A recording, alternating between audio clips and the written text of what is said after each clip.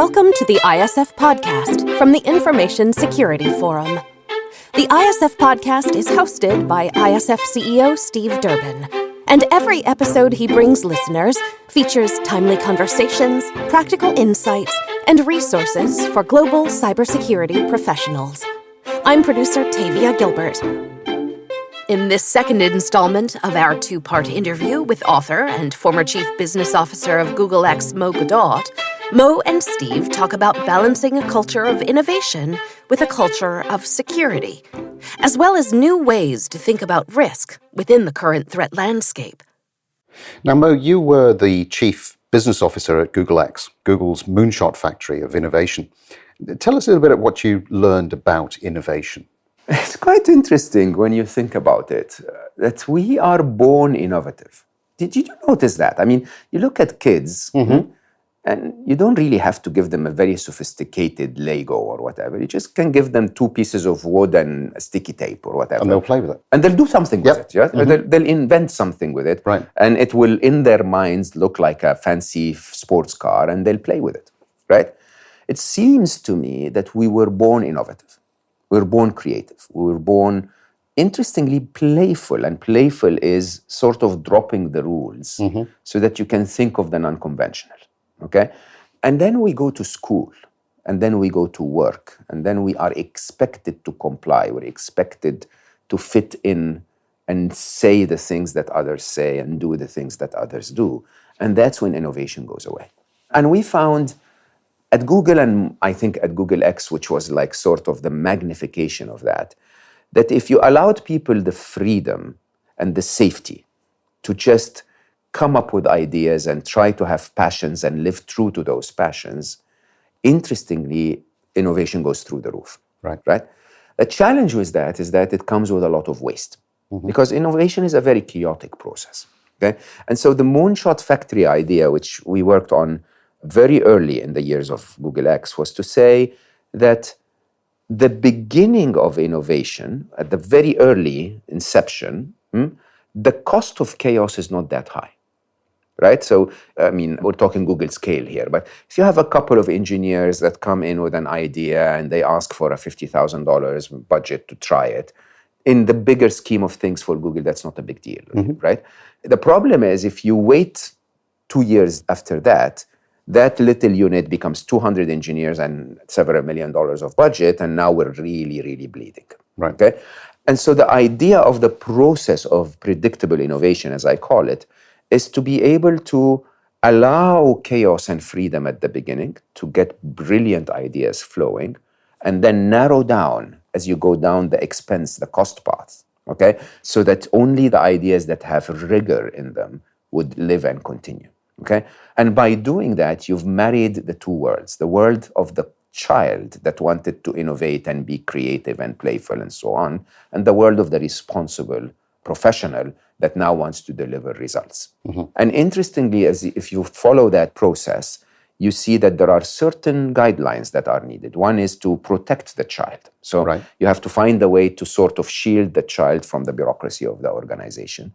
But also at the same time, you have to have the flexibility and understanding that the child that's playful is not going to be able to become the CEO that is very, focused and savvy on, process and results and so on. And that there will be a lot of handovers during the process. And it's quite interesting. One of my researches on innovation is that the days of Edison are over. Okay? It's going to be very rare going forward that one individual is going to invent something that's going to change the world. Now, innovation is a team sport. Right? And so that constant handovers, that constant huddles, if you want, where the baton is passed from one person to the other, has to be managed in ways where people feel safe to say, you know what, I've enjoyed it so far, then the coming bit is not mine, so you can take that over. Oh, thank you very much. The previous bit was never mine anyway. Thanks for bringing us here. And then allowing that person to go back and innovate and this person to go forward and, double down on it and make it a business, basically. Now, some of the people listening to this are obviously security professionals, and the sorts of things we're talking about here with innovation and allowing people the space to do what they want to do, for some of them may be a bit scary. because they're trying to, keep things safe within the organization, and they're thinking, well, if we're suddenly allowing all of this innovation, it's open season effectively. So what advice have you got for security leaders who want to encourage innovation but have that concern that maybe they might let the bad guys in or create bigger problems? Yeah, I think which I think is amazing, by the way, a security professional is adamant to protect 100% of everything that can be protected, okay? In my personal point of view, there are things that are not worth being protected. If you're playing with a new prototype of Google Glass, for example, which was, if you think about it, the first prototype we had of that was 6 kilograms, right? It had a big projector on top of the head of the person demonstrating it, okay? But it was just a demo of the breakthrough, the optics. The optics of the Google Glass were really the breakthrough, and miniaturization was a process that we needed to do afterwards. But if you had insisted that the original prototype had everything perfectly working, you would have never built a prototype. And by the way, that original prototype was not worthy of being protected. Right? The security in the working of this was like, who would hack it? And if they would hack it, what would they find, right? And so my view is the same. At the beginning of the chaos, if you burden your innovators with a lot of security, a lot of legal, a lot of financial guidelines, by definition, you've stifled innovation, right? The trick is, can you build an environment, a sand pit, if you want, where people can go and play, okay? And basically, the guidelines are around the perimeter of the sand pit, not within the sand pit. So basically, everything within Google X, where we were inventing Google Glass, the perimeter was very safe. But within, in there, as long as you didn't put that thing outside in the world, you didn't connect it to the internet, you didn't, right? Basically, you were handling that information by the inherent security of the perimeter, okay? And then within the perimeter, there was a lot of creativity, a lot of freedom to play, and a lot of freedom to innovate. And I think more and more security professionals need to ask themselves, what line exactly does it become risky, and where is that line? I mean, think about banking systems today, okay? Which I think we're all starting to struggle with, because, if you breathe next to your bank, they'll call you and say, why did you breathe? Yeah. If you don't breathe, they'll call you and say, why didn't you breathe? Okay? And it's becoming quite, not because they're not doing the most amazing thing for all of us by protecting us somehow, but because now everything is treated exactly the same way. Everything is a threat, okay? And if everything is a threat, then by definition, we're going to have to create a system that's rigid and safe, but not very innovative at all. But if everything is a threat, surely nothing is a threat, because we're now living in a different world. I dare not say that on a podcast that's being listened to by security professionals, but I have to say it's overdone. It really is overdone. I mean, with all due respect, sometimes my phone is not functioning because of the burden of all of the security that I'm adding to it. So we've sometimes sacrificed the function itself to protecting it, okay? And I think that's typical of every legacy, by the way. And I think the reason for that is that we've, your wonderful organization is now 33 years old almost. Yep. So, you can imagine that people have been interested in this topic for so long, and they've incrementally added layers and layers and layers. But rarely ever did anyone sit back and say, if we were to reinvent this from the beginning today, how would we reinvent it? Okay? And a bit of innovation in that space might actually create a very, very different, framework of security that, that basically protects as good or maybe even better without the legacy issues that we've collected along the way, the layers of complexity that we've collected along the way, the empires of protection that we've collected along the way. I'm dreamy. I know that this is not easy to do. It's because when we're scared as humans, we behave in very interesting ways, right? But it definitely is reaching a point where I think the complexity of the systems we've created is exceeding the intelligence of the citizens living in our civilization.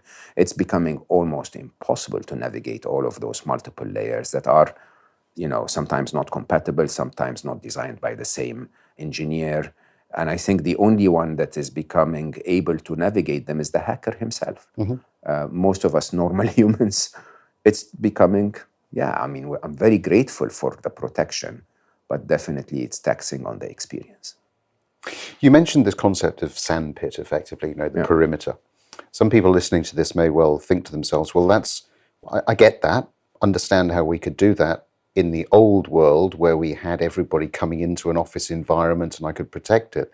But in today's world, where I might have developers that are spread all around the globe, working all sorts of different hours, how can I protect a perimeter? Because I'm now introducing third parties, I'm introducing people that could be fourth, fifth, sixth stage away from me. I don't actually know what they're doing, but I have to allow them access in. I'm going to be, I think most of our listeners will hang up now, switch off now. I'm going to say protect it when it gets into the perimeter.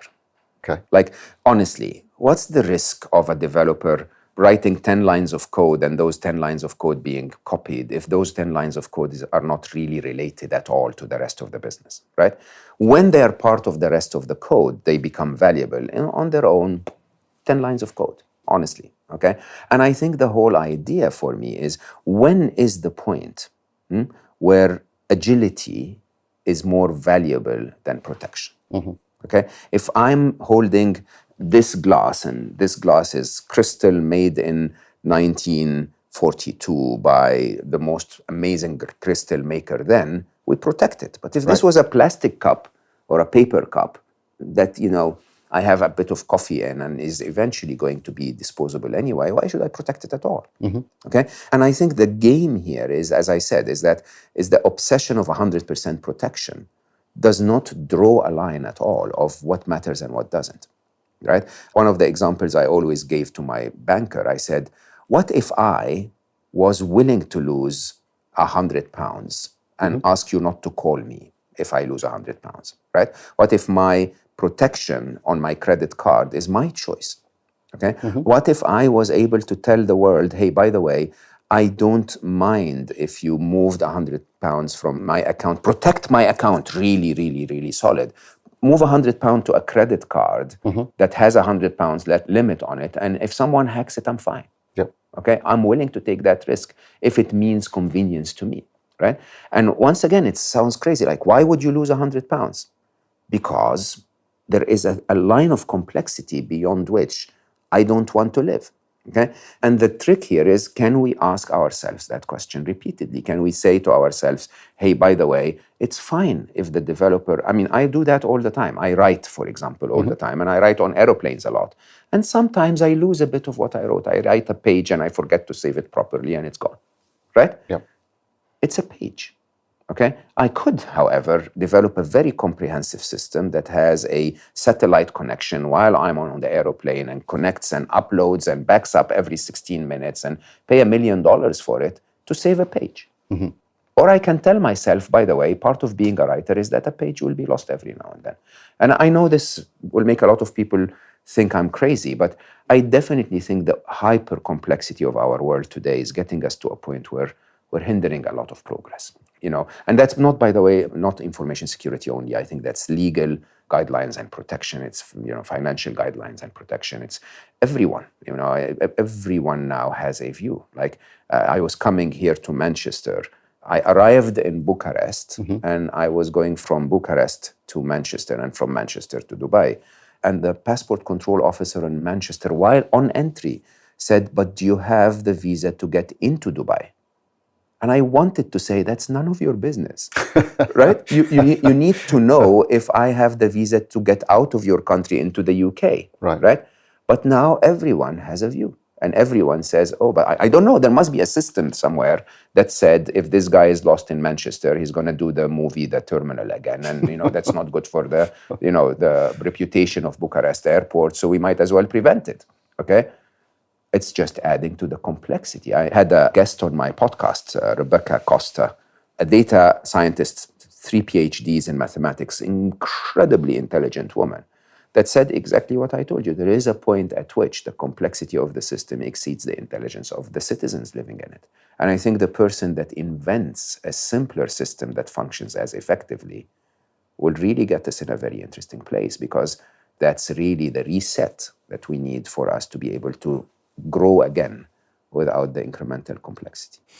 And that drive towards simplicity, towards focusing on really what's important, is probably music to a lot of our listeners' ears, particularly from the security standpoint, because I think we have overcomplicated, and that hasn't made life better. It's made it much more difficult. It's also much more vulnerable because it's so complex, right?